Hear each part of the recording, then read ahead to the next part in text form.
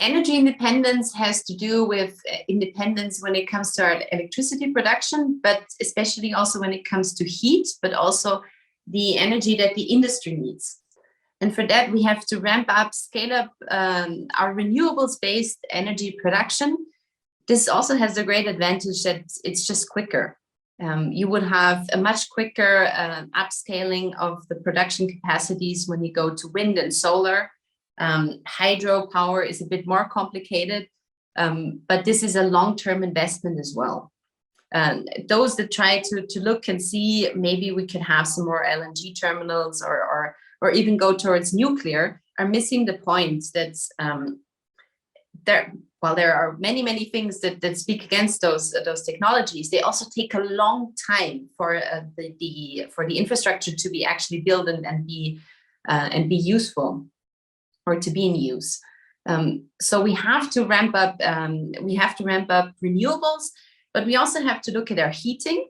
And heating means that we have to go to geothermal energy, renewable district heating, and insulating and renovating our homes.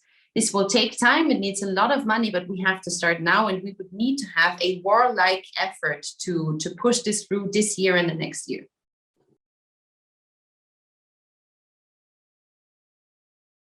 This is a good question. We will have to make sure that we can live with less gas. We don't have any possibility to switch from one energy source to the other from one day to the other. It's not possible. So we would have to be able to live, to produce, to heat our homes with less gas. That's really just the only answer. There are other sources of natural gas, of course, that are the possibilities of importing liquefied natural gas, but that will take a bit of time, and it's a lot more expensive, and it's quite complicated to set this up from a logistical standpoint. So it would be a huge problem for Europe, and I think we have to be honest with ourselves. But the consequence, or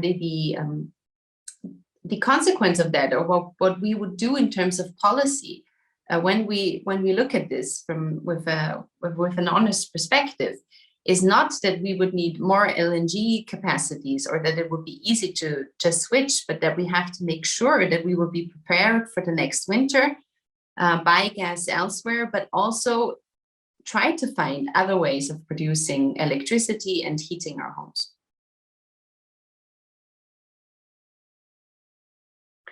Well, currently it cannot, but because it's not just a problem with the dictatorship in Russia, but the problem is also that many of the other sources that we would have for natural gas, for liquefied natural gas, or for oil are also ruled by autocrats and dictators that murder people on a daily basis, that ignore rights of LGBTIQ citizens, hang LGBTIQ citizens, have no rights for women in their society.